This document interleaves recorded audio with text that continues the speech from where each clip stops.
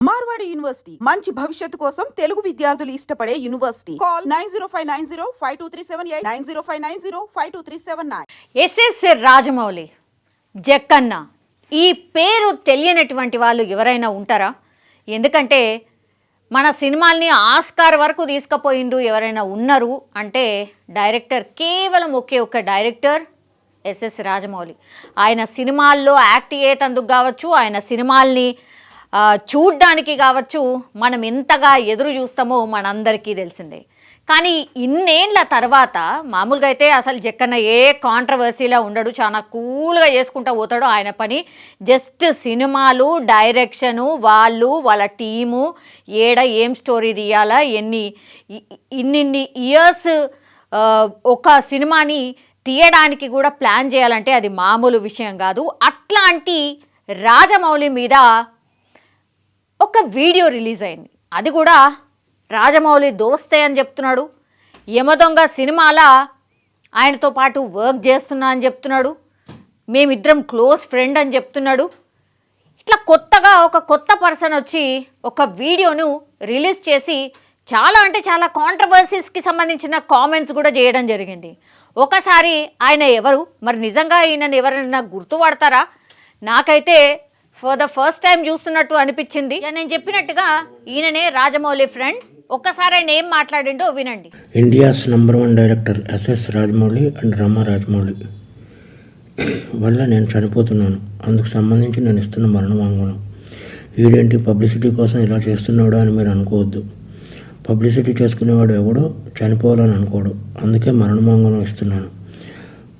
నేను పనిచేసిన వాళ్ళలో ఎంఎం కీరవాణి, గుండం గంగరాజు గారు, చంద్రశేఖర్ ఇలేటి,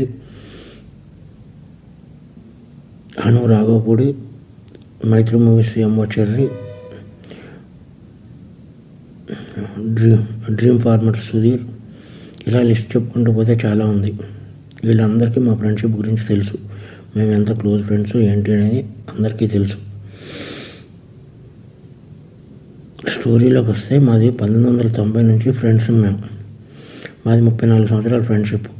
రామాయణం, మహాభారతం ఆడవాళ్ళ వల్ల జరిగాయి అంటే ఏంటో అనుకున్నాను, కానీ ఒక అమ్మాయి వల్ల మేము ఇలా అవ్వాల్సి వస్తుందని కళ్ళలో కూడా ఊహించలేదు. అందరి జీవితాలలోనే మా జీవితంలో కూడా ఒక అమ్మాయి ప్రవేశించింది. ముందు రాజమౌళి, తర్వాత నేను. As it is triangle love story, Arya 2. కానీ ముగ్గురం క్లోజ్ కాబట్టి ఇప్పుడు ఏం చేద్దాంరా నేను రాజమౌళిని అడిగితే, ఏం చేస్తాం, మీరు సాక్రిఫైస్ చేయాలి అన్నాడు. అలా ఎలా కుదురుతుంది, అలా సాక్రిఫైస్ చేయడం కుదరదు, మనం ముగ్గురం కలిసి ఉందాం అన్నాను.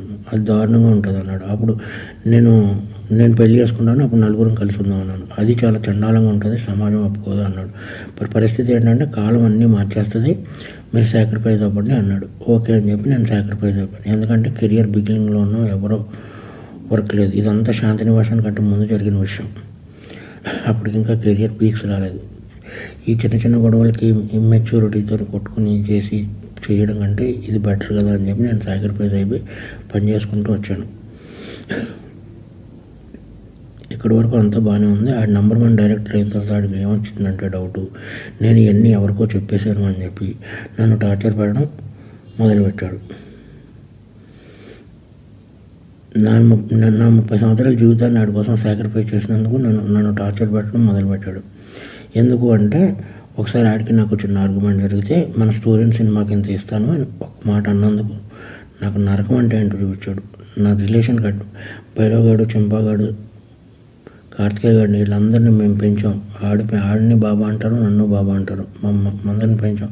వీళ్ళందరూ దూరం అయిపోయారు, నా ఫ్యామిలీ మొత్తం దూరం అయిపోయింది. ఎందుకంటే ఈ #1 డైరెక్టర్ అయ్యేటప్పుడు ఈ శాసించేస్తున్నాడు ప్రపంచాన్ని.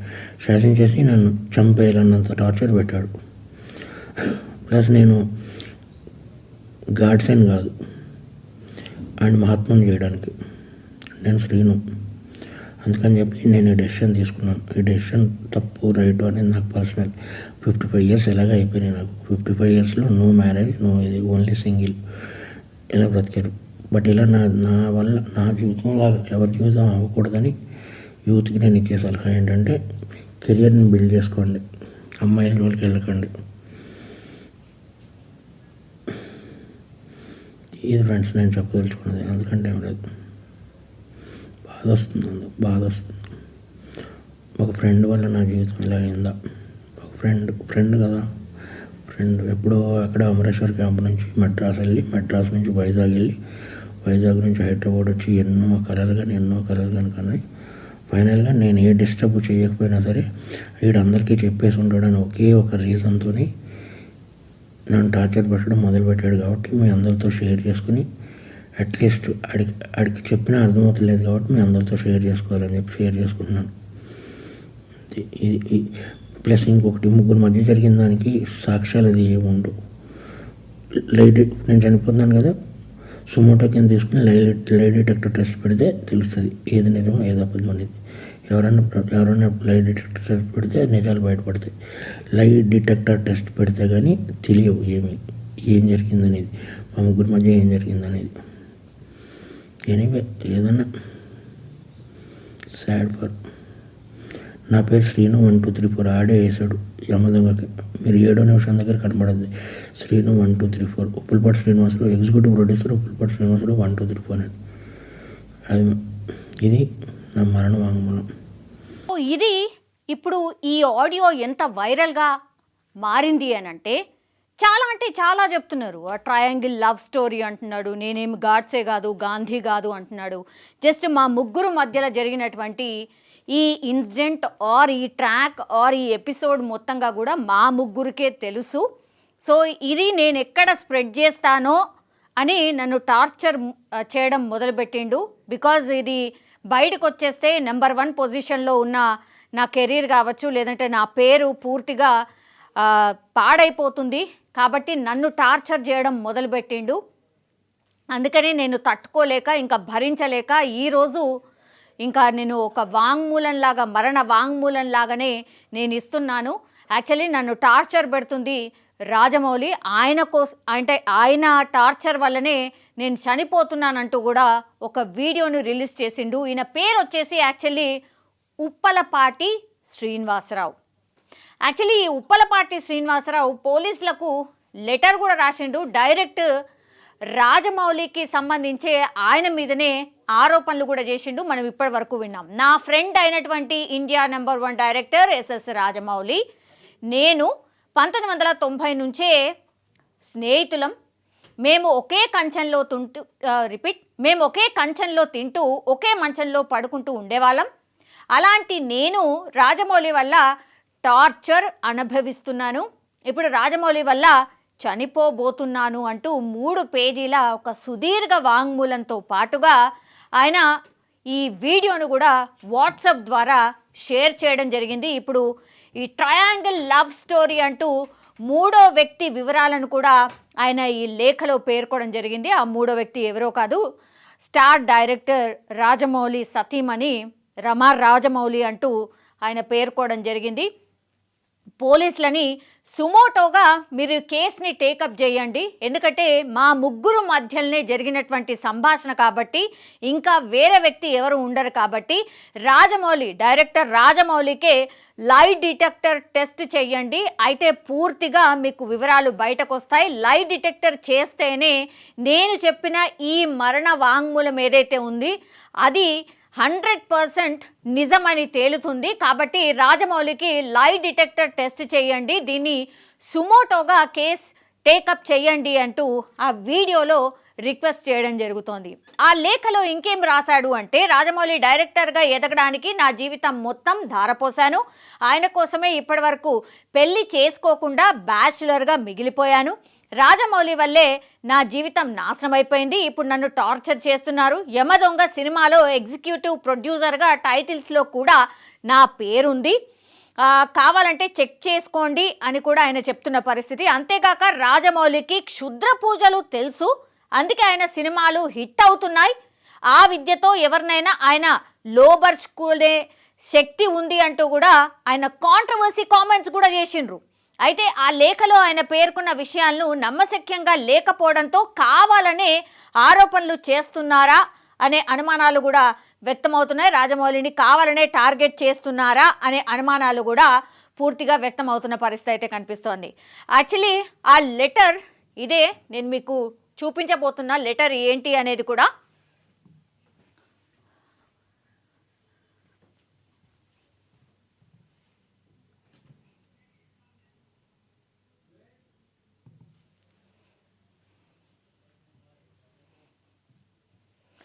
సో ఇది ఆయన రాసినటువంటి లెటర్. ఇది చూడండి, మెట్టు పోలీస్ స్టేషన్ సర్కిల్ ఇన్స్పెక్టర్ గారు, మెట్టు పోలీస్ స్టేషన్ అంటూ విషయం ఏంటి, నేను చనిపోవడానికి కారణమైనటువంటి India #1 director SS Rajamouli and Rama Rajamouli మీద నేను ఇస్తున్న మరణ వాంగ్మూలం అంటూ ఇదిగో ఈ వీడియోనైతే షేర్ చేసిండ్రు. అట్లనే ఈ లెటర్ని కూడా మనం చూడొచ్చు. పూర్తిగా నెంబర్స్తో సహా ఇచ్చిండు ఎవరెవరు ఏంటి అనేది. మేమిద్దరం బెస్ట్ ఫ్యామిలీ ఫ్రెండ్స్ అని చెప్పుకోవచ్చు. సాక్ష్యాలను మీరు కొంతమంది సెలబ్రిటీలను నంబర్లు కూడా ఇస్తారు, వాళ్ళని కూడా అడిగి తెలుసుకోండి అంటూ కొంతమంది నెంబర్లను కూడా ఇలా షేర్ చేయడం జరిగింది. ఇది ఇప్పుడు పెద్ద దుమారమే క్రియేట్ చేస్తోంది అనుకోవచ్చు. ఎందుకంటే ఎవరు కూడా ఇట్లా ఇంత స్టార్ డైరెక్టర్ మీద ఎవరైనా ఇంత భయంకరమైన ఎలిగేషన్ ఏంటి, క్షుద్ర పూజలు తెలుసు అందుకని ఆయన సినిమాలు హిట్ అవుతున్నాయి, ఇట్లాంటి కాంట్రవర్సీ కామెంట్స్ కూడా చేయడం అసలు నిజంగానే కొన్ని అనుమానాలు అయితే రేకెత్తిస్తోంది.